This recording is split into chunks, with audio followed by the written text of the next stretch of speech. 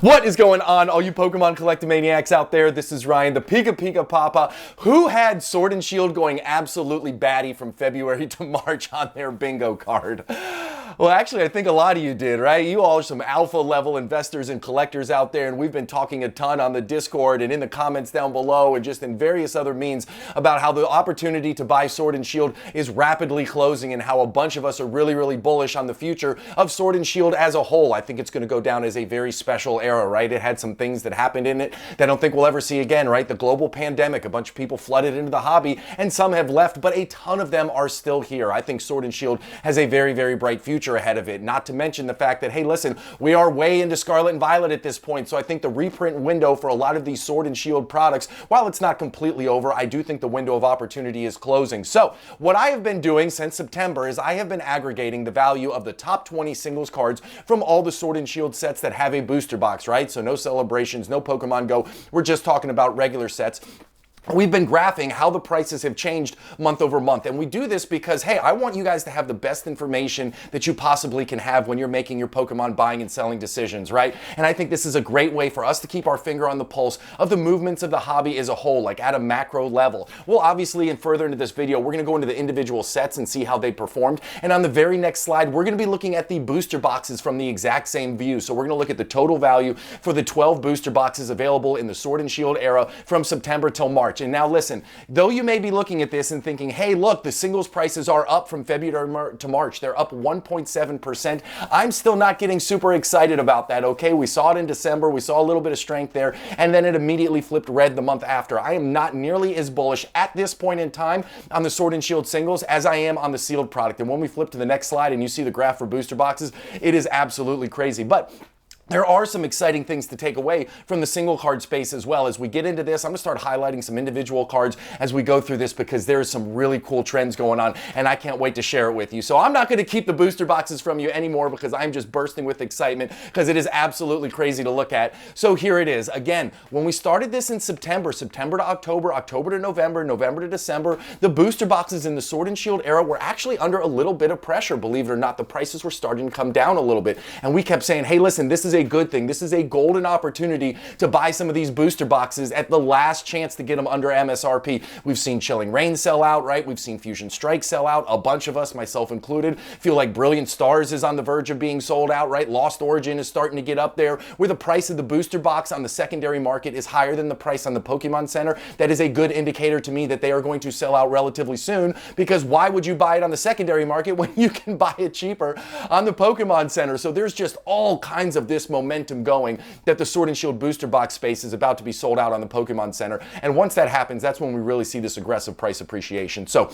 from February to March, the freaking booster boxes as a whole went up 11.43%. Now, unless you've been sleeping under a Poke Rock, we all know that Evolving Skies has been incredibly hot as of late. I mean, watching the price graph for this is absolutely like watching a rocket shoot to the moon. It has been crazy, and it's just been really the last 2 months where the prices have absolutely started to go skyrocket high. But we're also seeing some strength, obviously, in Fusion Strike. Chilling Reign is cooling down a little bit, but it's still holding at a relatively decent level. I think Brilliant Stars is doing really well. I think Lost Origin is doing really well. Again, we're not going to see full potential on those boxes until they flip to sold out. But we're also seeing some of the dark horses, right? Like Darkness Ablaze has had a pretty good couple months here. Even Vivid Voltage has seen a really strong price appreciation over the last month or so. So we're starting to get into this space where all of the Sword and Shield products, I think, are just organically going to start to lift because, again, the window is closing so incredibly rapidly. Now, before I get into the individual sets and the individual cards, if this kind of stuff gets you excited, we do this for Sword and Shield, we do this for Sun and Moon. Every single 2 months, I do it for XY because I think that's really cool. And if that gets you excited, I would love it if you hit the subscribe button. We do a ton of work here on the channel, and doing that gives us a little bit of a bump, and we really appreciate it. Also, if you like what you see,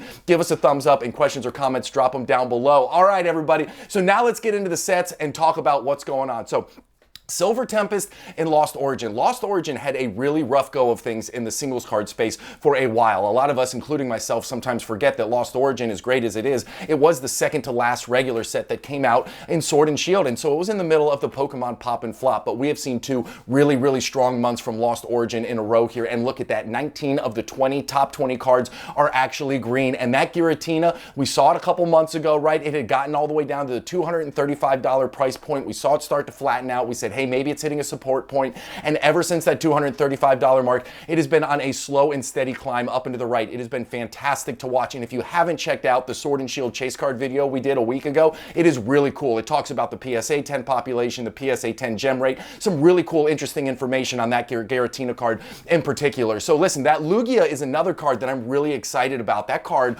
was, it had a really rough go of things, right? I think Silver Tempest was just in the middle of a whole bunch of market turmoil, right? It came out, it was in the middle of the Pokemon pop and flop. Then the broader market started to drop down as well. So Silver Tempest was under a ton of pressure, and that Lugia card was really at that 110 level. A couple months ago, it popped up over 120. It dropped back down to 110. I like the fact that it's popped back up to 120. That tells me that that 110 mark is a really strong support card for that Lugia. And I also like, whenever you look at this, like 5 of the top 6 cards here, right? When you look at the 3 top cards from Silver Tempest and the 3 top cards from Lost Origin, all of them are green. That starts getting me excited, right? I love it when I see strength at the top. Now, I did want to call out the Lost Origin booster box price here is showing $164. It's really in the $150 range. The data got a little wonky here. It pulled a little too high.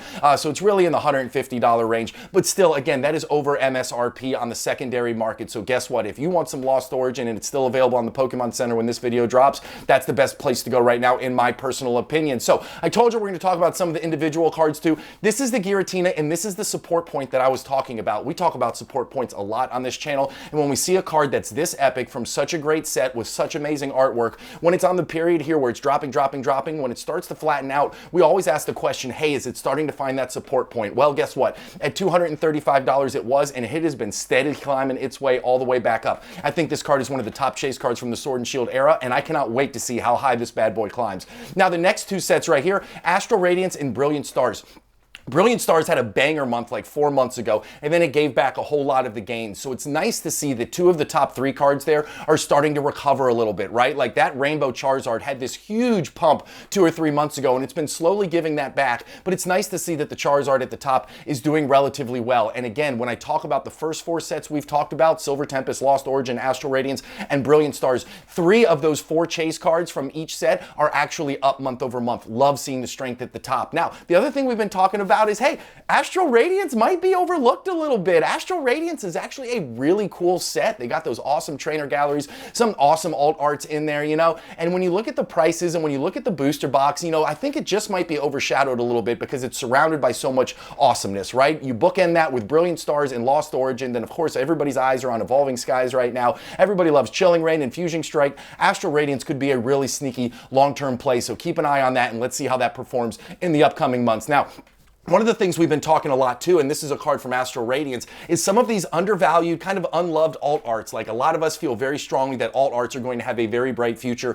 especially in the short term, because a lot of these have just been getting their butts kicked. So this Beedrill card right here, not a huge name Pokemon by any means, right? But the art is amazing. It's an alt art from Astral Radiance, and look what happened. It came all the way down in November, it held flat all the way almost to January, and now it's starting to creep its way back up. So it's really exciting to see things like this. Don't let some of these awesome alt arts with some really cool art on it slip through your fingers, because I do think that they have a very, very bright future. Now, the next 2 sets right here, Fusion Strike and Evolving Skies, you all know how much I love Fusion Strike. I think Fusion Strike is an absolute epic set. I absolutely love the Gengar there at the very top, but it's been very interesting to see how the single cards have been moving. Now, the Gengar had a little bit of pump back in December, but it has been able to hold on to some of those gains. It's been pretty much flat for the last couple months. Remember, I talked earlier about support points. I'm always trying to find support points, because when we find these epic cards that start to flatten out a little bit, sometimes after that we see a pretty good little pump and it goes on for a little bit of a run after that. And again, as I said, Fusion Strike is sold out on the Pokemon Center. I think those sealed products have a very bright future. So Fusion Strike, epic card, epic chase. I don't know, that card could be in for a very bright tomorrow. And then Evolving Skies is just hot. I don't even know what I can say about Evolving Skies that hasn't already been said. I mean, you got a ton of green over there. Out of all the sets we're going to look at, Evolving Skies singles are up the most month over month. I mean, I pulled this data and the booster box was at $600. I mean, now you can find it $625, $650. Heck, some people said it's even selling for $700 right now. It's just absolutely crazy to see the direction Evolving Skies is going into. Could it be a $1,000 booster box before the end of the year? I don't know. I've gone on record and said I don't think so. That's just so high of a price for a Sword and Shield era booster box, but a lot of people think I'm wrong. Who knows? All I know is I have Evolving Skies booster boxes, so I certainly will not be complaining if it does hit that $1,000 mark. Now, another card that I've been keeping an eye on from that Evolving Skies is this Rayquaza right here, because it has come all the way down. You see in December it hit this low, and you see it's been working its way up and down and up and down and up. it feels to me like it's trying to break out, but it just can't catch its momentum. It just can't get any traction. But I do think in the grand scheme of things, right, this isn't a top 3 card from the set, but I think this is an amazing card with an amazing artwork. Obviously, huge name Pokemon on there. I think that Evolving Skies, a lot of the cards in there have a lot of future growth already baked into the price, but this is one of the ones that I think, even though it's at, 76, 80 bucks right now, like, I think it might be a little bit undervalued. So I've been keeping a close eye on this, and I'm waiting to see if it finally gets its feet underneath it and can lead to a big breakout in price. Now, the next one's right here, Chilling Reign and Battle Styles. Chilling Reign, listen, it got really hot after it sold out on Pokemon Center. We saw the graph. The graph went really, really high. What happens is a lot of people FOMO. They've got to get it. Oh my God, I can't get it on the Pokemon Center anymore, even though I could have bought it 3 days ago at MSRP. Now that it's gone, I'm going to go out and pay $150, $160 for it. So we saw the booster box price shoot up, but now it's starting to flatten out a little bit. And that's okay, right? Like, not everything is going to shoot to the moon like Evolving Skies. $165 for a Chilling Reign booster box is still a really, really, really strong price point. Now, the Blaziken has been doing really well. Again, in that PSA 10 chase card video that we did on Sword and Shield singles, I was really interested to look at the Blaziken because, it's not a huge name Pokemon, but the art is absolutely fire. Like, that card is one of my favorites from the whole era. And then when you think about all of the strength in Chilling Reign, look at how many cards over $40 are in Chilling Reign. You don't see that often, like, especially because this set, again, when you look at it, you don't have Charizard, right? You don't have Pikachu, like, you don't have a lot of the big headliners in there, but for whatever reason, Chilling Reign just seems to be able to stand the test of time.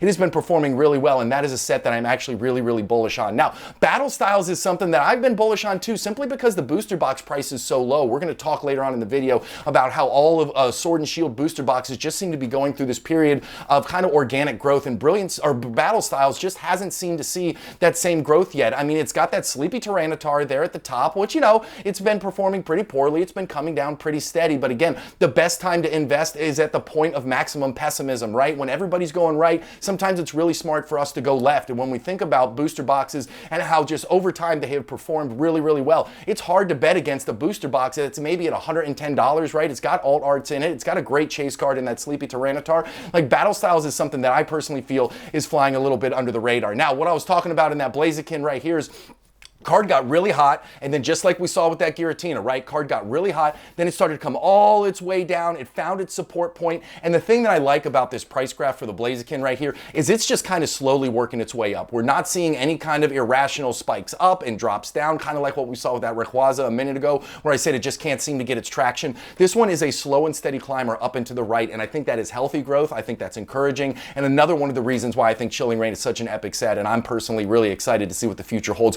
not only for that set, but also for this card. Now, the next ones we're talking about right here, we're starting to get towards the end. You got Vivid Voltage and you got Darkness Ablaze. Now, I had said a couple months back, when you look at that Pikachu card at the very top of Vivid Voltage, okay, I was looking for it to hit that $100 mark and to see if there is any kind of support at that mark. It feels like 100 is a nice round number, and that card is freaking epic. I think people forget how hard of a pull it was. Like, that card had so much momentum and so much excitement around it. I mean, that was at the peak of the pandemic pump here in the Pokemon space. So even people who have left the hobby, who might eventually come back in the future, they will remember that card and they will remember all the excitement around it. And that's, I think, why I'm so stuck on it, and why I think that maybe not in the immediate future, but when you're talking 5, 10, 15 years down the road, why I think that card has a very, very bright future ahead of it. Now, we're going to look at that card specifically here in just a minute, which is really cool. But again, that $100 mark is what I'm keeping in my mind. Now, the other thing is we've seen some booster boxes go up here, right? Darkness Ablaze is up to $142. Vivid Voltage is up to $125. Now, those aren't huge, and I still don't think you're going to see the kind of returns that you're going to see on Brilliant Stars or Lost Origin if you decide to put your Poké Dollars into that. But I do think that, hey, if you're looking to round out a collection, or if you're looking to complete your Sword and Shield booster box set, I think that these are some awesome booster boxes. I think you're going to get a moderate rate of return over time, and I think you can do a whole lot worse than putting some money into them. So I'm really excited about both of these. Now, Darkness Ablaze looks like it had a really strong month, right? 18 of these 20 cards are up in price month over month, but Darkness Ablaze has done this to us before. About 3 or 4 months ago, we saw 20 of 20 cards in green, and I was like, oh my gosh, what's going on? And then for 3 months in a row, everything was red, and then here we are where we've got another month where it's green. So it's going to be really interesting to see if these singles cards follow the same pattern. It seems like they pump, and then they dump, and then they pump again. I don't know what's going on, but it's going to be fascinating to take a look at this next month. Now, as I said, we're going to look at that Pikachu. Now, the prices on here here that I use for this graph, I pull all of it from Polkadata.io, but for this picture right here, I have a graph from TCG Player. Now, sometimes the prices will be a little bit different, so to me, it was really interesting to say, hey, listen, on Polkadata.io, it was at $99 and change, but here on TCG Player, it's at $103.76. And if you look at that price graph, you start to see what we were talking about, the examples that we've seen throughout the course of this video, right? The price was really high, almost at the $170 mark, steep drop down, and then it's kind of slowly, gradually worked its way down, and you see that it kind of finds support right there at the $100 mark. I think this card is epic. I think $100 is a very fair price. There is nothing wrong with buying a great card at a fair price. Not everything has to be a bargain basement price. Great card, fair price. Really excited to see if we see a bounce on this in the next couple months. And then the next one's right here, finishing everything out with Rebel Clash and Sword and Shield. And guess what? It's 3 months in a row for green for Rebel Clash. I mean, is it a great set? No. I mean, the headliner up there is a full art Boss's Order. Nothing against Boss's Order. You know what I mean? But that's not a card or a character or a trainer or, you know, anything that you typically see headline a set into, you know, this big period of prosperity and graceness. But what you do see, you know, the booster boxes are doing really well. You know, Rebel Clash booster boxes are up over $200. Sword and Shield booster boxes have softened a little bit, steadying out in that $250 range. But it's really interesting when you look at these and we think about where we are in the Scarlet and Violet era, right? Like we have our first couple sets from Scarlet and Violet out. I mean, heck, by the middle of this year, we're going to be about halfway through Scarlet and Violet, which is exciting, but it's also very interesting. And you can get booster boxes in the Scarlet and Violet era for around $90, right? Heck, if you hunt really hard, you might be able to find them for a little bit less. We're starting to see some strength. Obsidian Flames is up to $100. I think Paldea Evolved is up to $100. So we're starting to see them work their way up. So when we think about where these sets could be in the future, print runs are totally different than the beginning of Sword and Shield, right? These were printed pre-pandemic pumps, so you know the print runs for these were a little bit less, but it's just something I always keep in mind when I look at how the beginning sets from Sword and Shield have performed. I think it's really cool to kind of layer that in when I'm working through and mentally thinking about when I'm going to pull the trigger on these Scarlet and Violet booster boxes. One thing that I can say for sure is buying any booster box at $90 certainly seems to be a safe bet and provides you with a good opportunity for long-term price appreciation. Now, you know that I am in love with that Marnie card from Sword and Shield. Marnie is one of my wife's absolute favorite trainers. She loves her. We've got a couple PSA 10s over my shoulder of her. We love having her in the collection, but I thought this would be a great time to show a word of caution, right? When the market really pumps a product or an item or any segment of the hobby, we saw that with trainers, right? Trainers got really hot there for a while, and hey, I was excited about them too. It was great to see these awesome pieces of art and these awesome, you know, contributors in the Pokemon space really see some value. And this card shot all the way up to $80, but then as soon as it hit that $80 mark, guess what? It started coming down with the rest of the hobby. But the difference is we've seen a lot of the hobby recover, but these trainers have not. This one has been flat right in the $40 range, you know, for the last, I don't know, 3 or 4 months now. So whenever you're thinking about what is hot now, you have to really think about, hey, is this a short-term bubble or is this something that's going to be a really solid long-term price appreciation for me? You're never going to find the bottom, but it's really hard if you buy things at the top too, right? So anyways, I just thought this was a cool word of caution. Obviously, I love Marnie. I've got this card in a PSA 10, so I have no problem holding it in the personal collection. I think it's an absolute stunner. So hey, listen, if you made it to the end of this video and you love this content and you especially enjoyed the fact that I added some singles cards in here, which I've never done before, let me know in the comments down below or give me a thumbs up. And even better, if you want to see more of this, hit that subscribe button. Now, we have a small channel. Those things go a long way in helping me out. I can't thank you enough for watching. I hope you have an epic one, and I appreciate you more than you know. Y'all have a great one. Talk to you soon. Bye.